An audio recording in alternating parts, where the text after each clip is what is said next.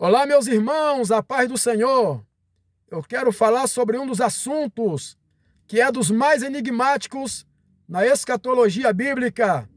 Eu estou me referindo ao Apocalipse, capítulo 6 e versículo 9, o quinto selo, que nos mostra as almas debaixo do altar clamando e dizendo: até quando, ó santo e verdadeiro dominador, não julgas e vinga o nosso sangue dos que habitam sobre a terra?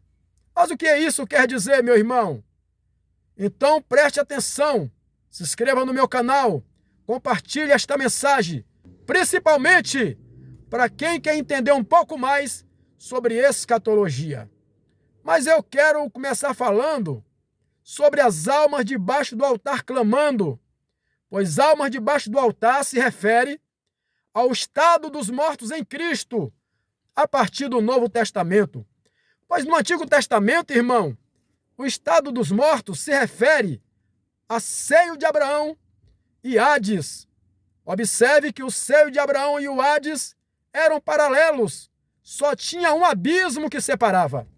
É por isso que o salmista Davi considerava que o Hades e o seio de Abraão era a mesma coisa, por ser paralelo.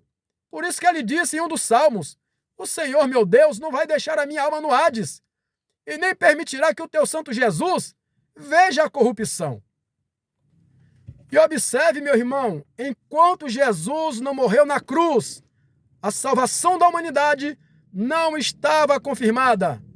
Mas, quando ele morreu na cruz do Calvário, ele mudou toda essa situação.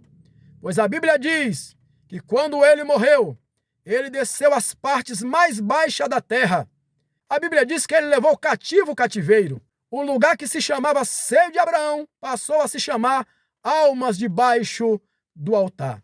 A Bíblia diz que Jesus morreu, ao terceiro dia ele ressuscitou. A Bíblia diz que ele entrou no lugar santo dos santos, no próprio céu. E foi por isso que as almas debaixo do altar não entenderam como que Jesus morre na cruz, ressuscita ao terceiro dia, sobe ao céu.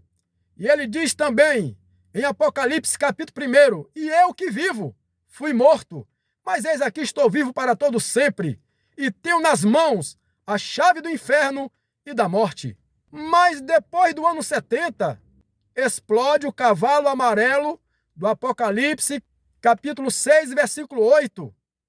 A Bíblia diz que cujo cavaleiro tinha por nome morte, e o inferno seguia. Deu para perceber? O cavaleiro se chamava Morte e o inferno seguia. E foi-lhe dado poder para matar a quarta parte da terra com espada, com fome, com peste e com as feras da terra. As almas debaixo do altar não entenderam nada. Como que Jesus consuma a nossa vitória? E de repente ele permite, a partir do ano 70, o cavalo amarelo.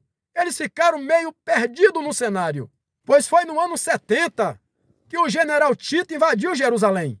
Jerusalém foi destruída, o templo de Salomão foi derribado, e o povo de Israel ficou disperso por todas as nações até 1948. Então as almas debaixo do altar não entenderam nada, pois na sequência os reis maus imperadores conduziram os servos de Deus ao Coliseu, aonde os crentes eram devorados pelas feras da terra, do Apocalipse capítulo 6, versículo 8, estou me referindo ao quarto selo.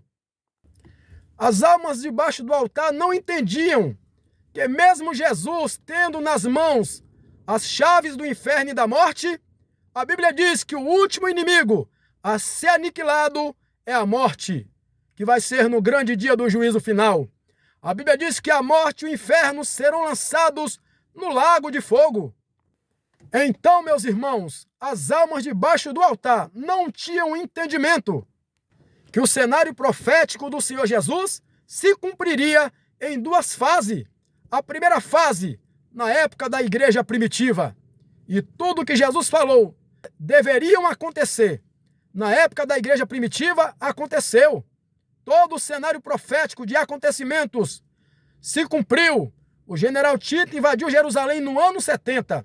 E a primeira fase das profecias se cumpriram fielmente. E na sequência explodiu o cavalo amarelo. a partir do ano 70 e que deixou as almas debaixo do altar sem entender nada. E observe que virá a segunda fase dos acontecimentos futuros, que se refere à chegada do anticristo. Pois quando o anticristo chegar, também chegará as duas testemunhas para contar 1.260 dias. E depois dos 1.260 dias, finalizará a sexta trombeta. As duas testemunhas morrerão. E a Bíblia diz que depois de 3 dias, eles irão ressuscitar. E vão ser convidados a subir ao céu. E quando eles estiverem subindo ao céu, diz a Bíblia que Babilônia vai cair a 10ª parte. E Apocalipse 14, versículo 8 a seguir, diz que é depois da queda de Babilônia que virá a lei total da marca da besta. Aí virá, meu irmão, a segunda fase da profecia do Apocalipse capítulo 6 e versículo 9, aonde se completará o número de seus conservos e de seus irmãos, que haverão de ser mortos, como os que foram mortos a partir do 4º selo, que depois veio o 5º selo, que se refere às almas debaixo do altar clamando. Aí, meu irmão, virá a lei total da marca da besta. E Apocalipse capítulo 14, versículo 13 diz: bem-aventurados os mortos que desde agora morrem no Senhor. Sim, diz o Espírito, para que descansem dos seus trabalhos e as suas obras os sigam.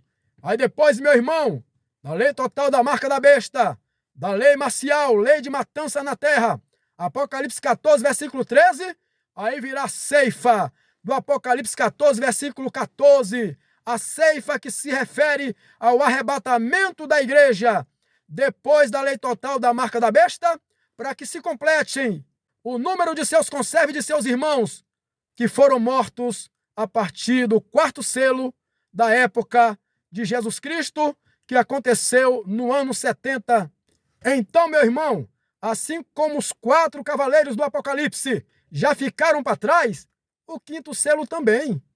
Pois o 5º selo se refere a acontecimentos depois do ano 70 de Cristo, que se refere ao que aconteceu no ano 70, quando o general Tito invadiu Jerusalém. E na sequência veio a época do Coliseu, onde os crentes eram lançados para serem devorados pelas feras da terra. Então você deu para entender, meu irmão, que esse cenário do Apocalipse, capítulo 6, versículo 9, já aconteceu. Então Deus abençoe a todos, fiquem com Deus, medite nesta palavra, se inscreva no meu canal e compartilhe esta mensagem.